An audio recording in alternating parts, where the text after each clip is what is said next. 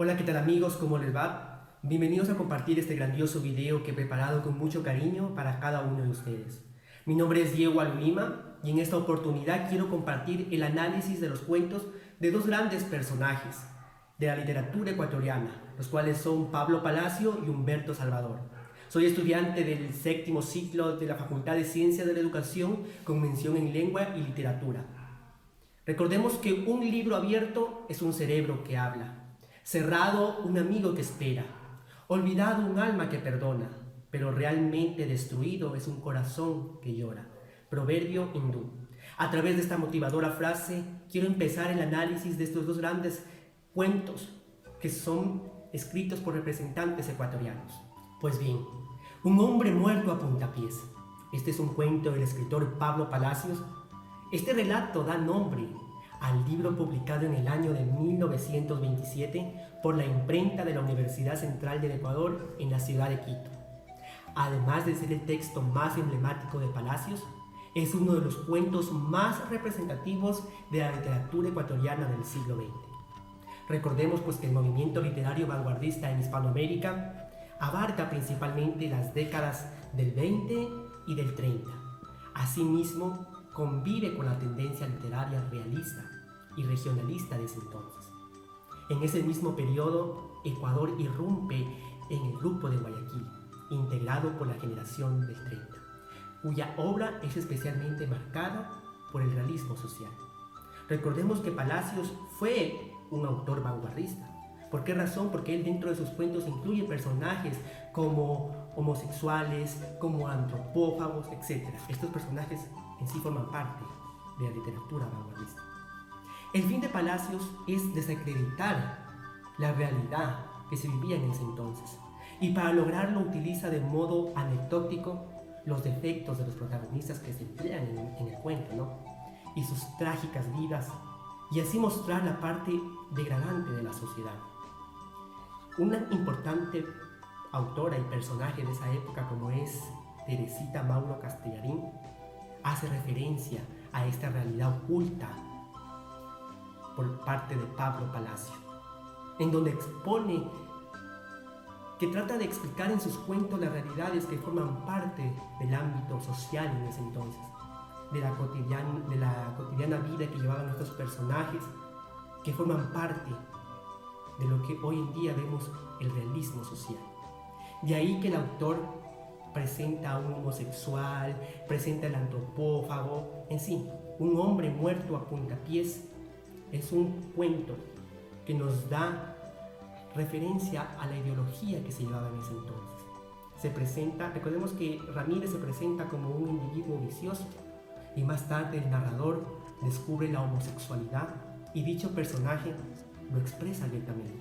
Recordemos que en ese entonces el Ecuador vivía una época en la que tenían leyes que ni al caso, porque la homosexualidad era considerada como un delito.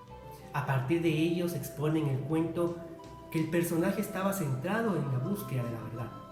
Y es aquí donde aparecen las dos fotografías que, junto con el dato de que Ramírez era una persona viciosa, serán realmente los únicos elementos con los que contará el personaje narrador para llevar adelante la investigación. Hay un cambio del escenario, la acción transcurre en la comisaría, pero el comisario realmente, aparte de facilitar los datos, las fotos, no ayuda con la investigación porque no da respuestas concretas sobre las características del difunto. La genialidad de Pablo Palacio en este relato, además de crear ese personaje narrador tan complejo y particular, radica en que supo transmitir los deseos, transmitir las pasiones, los tormentos de Ramírez. El temor del muchacho, por ejemplo, de 14 años que fue acosado por él, y el padre, el personaje obrero que también fue acosado por Ramírez, también forman parte de esta investigación. También recordemos que en este entonces el Ecuador, como lo decía anteriormente, estaba penalizado la homosexualidad, pero realmente la integración social entre diferentes géneros, razas y culturas, hoy en día no lo vemos completamente cristalizado porque hay homofobia, existe discriminación racial, discriminación social.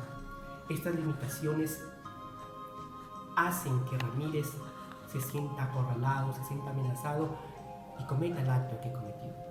En cuanto al espacio y al tiempo, recordemos que del tiempo se puede decir que es una anáfora, porque los constantes saltos que se dan en el tiempo son justificados, pues el que cuenta la historia intenta descubrir qué sucedió el día en que encontraron a un hombre muerto a puntapiés.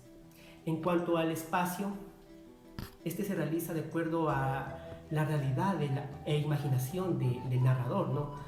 Y hasta donde le llegue a él la imaginación, hasta donde le aparezca lo más acertado de la realidad, porque recordemos que la verdadera realidad nunca se cuenta.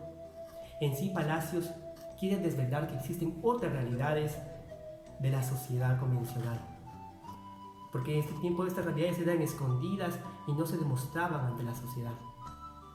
Dichas cualidades que se apuntan a la imperfección del ser humano resultan una herramienta crítica de la tradición realista de Pablo Palacios en este cuento. En síntesis, yo creo que la literatura de Pablo Palacios supone una respuesta en contra del pensamiento social y literario que en ese tiempo se encontraba vigente. Y ahora nos resulta leer estos cuentos una literatura realmente innovadora, porque nos hace reflexionar cómo estas personas vivían en una cadena donde no tenían una libertad de expresión. Y esto me hace reflexionar en que realmente hemos avanzado como pueblo ecuatoriano a agrupar a todos los grupos sociales. No, considero que este es un tema que va mucho más allá, que aún sigue existiendo la discriminación y la homofobia. A continuación voy a presentar el análisis del cuento El antropófago. Esta obra nos da un giro a un mundo literario nunca antes visto, además de mostrarnos diferencias sociales que se daban en esta época. Nos muestra los valores de los diferentes personajes dentro de la obra. Además nos enseña a reconocer los aspectos evolutivos de sus trastornos. El antropófago se evidencia con precisión como un cuento en donde se presentan aspectos psicológicos como desequilibrio mental, psicosis, ansiedad, depresión. Todas estas características son propias de este personaje. El antropófago describe una serie de episodios vividos por una familia de clase media que se desarrollan en el entorno de dos hogares dentro de una vida cotidiana. Principalmente se observa la manipulación ideológica que los padres, o sea, los progenitores, imponían en este joven. Recordemos que Nicanor Tiberio y Dolores Orellana tenían la labor, el uno de carnicero y la otra de partera. Querían imponer estos oficios a aquel joven que no tenía la libertad de poder escoger. El aislamiento y el rechazo está presente en la sociedad de aquel entonces y en la nuestra hoy en día, porque todo lo desconocido provoca miedo, asombro. El antropófago no es la excepción. A pesar que él está completamente perdido, desconoce su realidad. Incluso se extraña y no sabe por qué lo miran como un animal, si él realmente lo ve como algo normal, satisfacer sus deseos. ¿Qué culpa tiene una persona de que le guste algo y quiera satisfacerlo? Es por eso que Pablo Palacio en este fragmento narra el cuento utilizando un lenguaje irónico y sarcástico. Nos pregunta cómo creemos que nos veríamos sin rostro. Nos hace partícipes de su obra, nos involucra en los diferentes acontecimientos.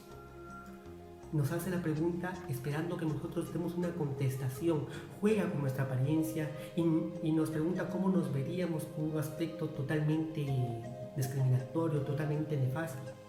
Palacio hace referencia a la lástima que se debe tener a los seres humanos diferentes, que muchas veces son juzgados, son reprochados por la sociedad.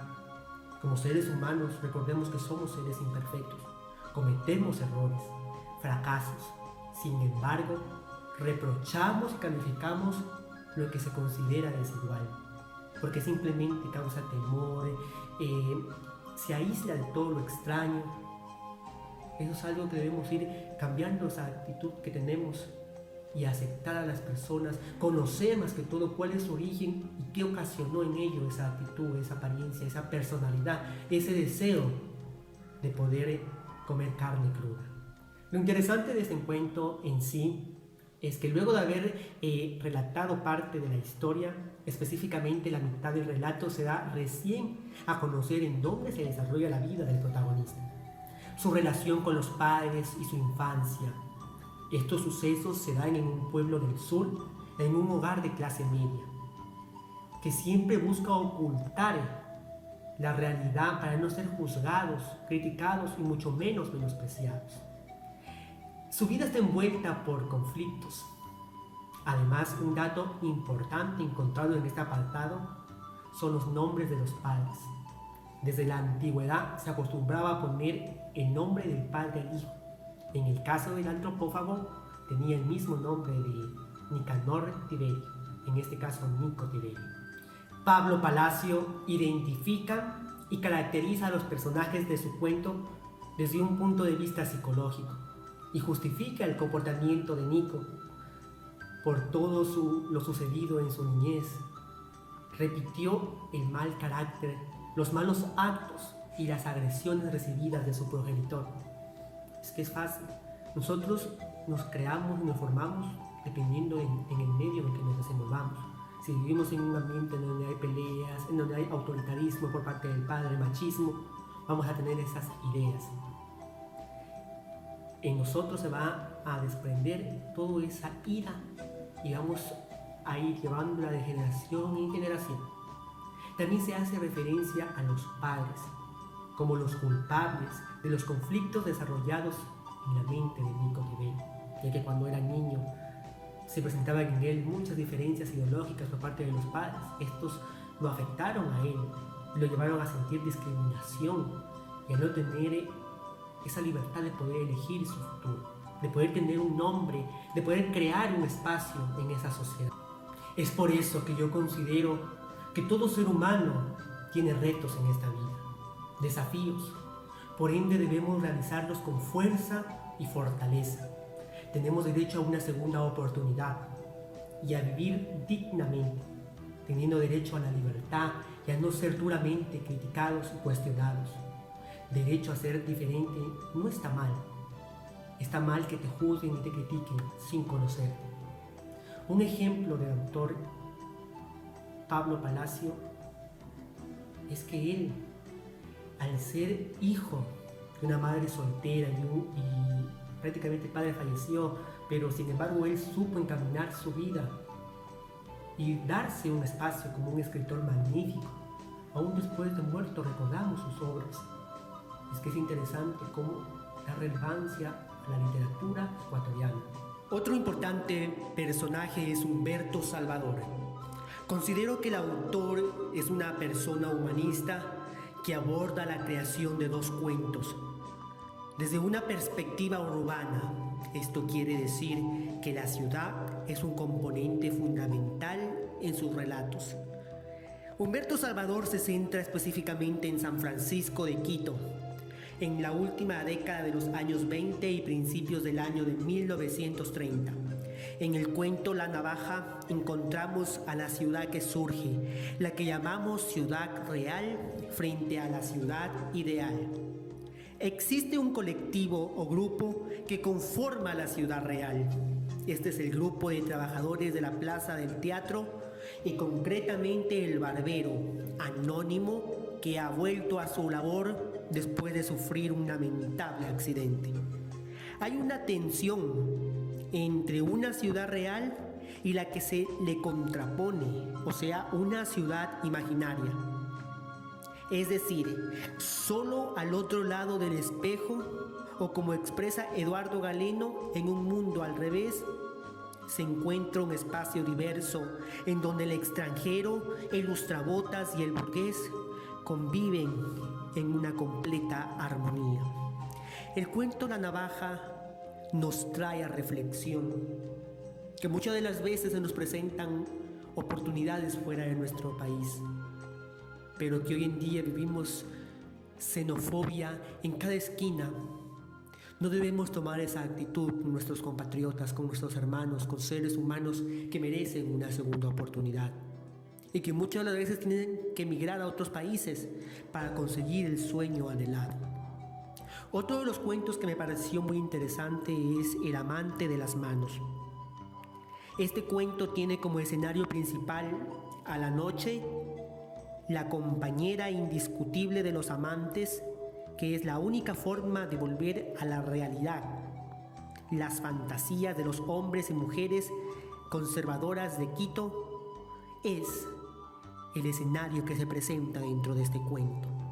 En este caso, el protagonista es un burgués que habita en la ciudad ideal y es seducido por una femme fatal, que significa una mujer mala, una mujer insaciable sexualmente, una muchacha mayor a él que lo lleva a descubrir los secretos de la carne, precisamente una noche, porque la oscuridad se presta para la tentación.